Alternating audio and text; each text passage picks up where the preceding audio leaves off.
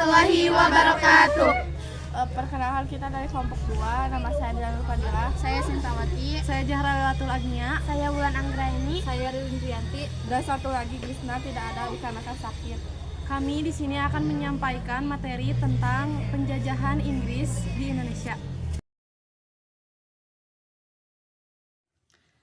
Perkembangan kolonialisme Inggris di Indonesia berlangsung pada tahun 1811 sampai 1816. Pada tanggal 18 September 1811 dimulailah kekuasaan Inggris di Indonesia. Gubernur Jenderal Lord Minto secara resmi mengangkat Thomas Stamford Raffles sebagai penguasa Inggris di Indonesia dengan pusat kekuasaan terletak di Batavia. Dalam menjalankan pemerintahannya, Raffles berpegang pada 3 prinsip, yaitu yang ke-1, segala bentuk kerja rodi dan penyerahan wajib dihapuskan. Yang kedua, peranan bupati sebagai pemungut pajak dihapus. Dan yang ketiga, tanah adalah milik pemerintah.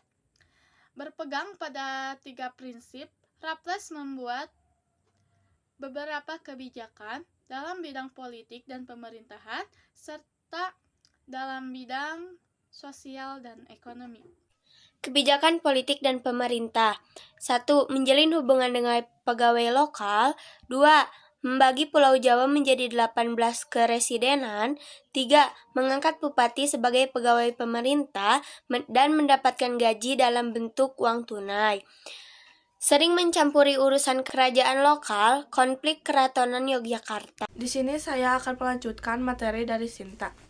Kebijakan sosial dan ekonomi mirip dengan sosok Dudley.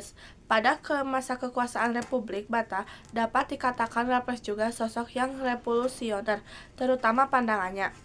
Dalam bidang ekonomi, Raffles berupaya untuk memajukan perekonomian Indonesia dengan tujuan untuk meningkatkan keuntungan pemerintah Inggris. Beberapa kebijakan Raffles diantaranya yang pertama, menghapus segala bentuk penyerahan wajib seperti penyerahan wajib pertanian. Yang kedua, menghapus sistem kerja rodi dan perbudakan. Dan yang ketiga, memonopoli garam. Keempat, menjual tanah kepada swasta dan melanjutkan penanaman kopi. Yang keenam, memberikan kebebasan dalam usaha perdagangan dengan memberi kesempatan kepada rakyat untuk menanam tanaman yang laku di pasar internasional. Dan yang terakhir, memberlakukan sistem sewa tanah. Menurut Raffles, pemerintah adalah satu-satunya pemilik tanah yang sah. Oleh karena itu, ditetapkan oleh sistem sewa tanah atau yang disebut istilah land rent dan ketentuan sebagai berikut. Yang pertama, petani harus menyewa tanah meskipun ia pemilik tanah tersebut.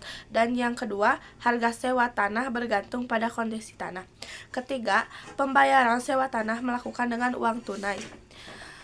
Sebetulnya, Raffles adalah pemimpin yang berpandangan maju. Ia ingin memperbaiki tanah jajahan dan meningkatkan kemakmuran rakyat. Raffles menempatkan desa sebagai unit administrasi pemerintah agar desa menjadi lebih terbuka hingga desa berkembang. Jika desa berkembang, maka produksi juga akan meningkat dan hidup rakyat tambah baik. Di sini saya akan melanjutkan materi dari teman saya yang bernama Dila.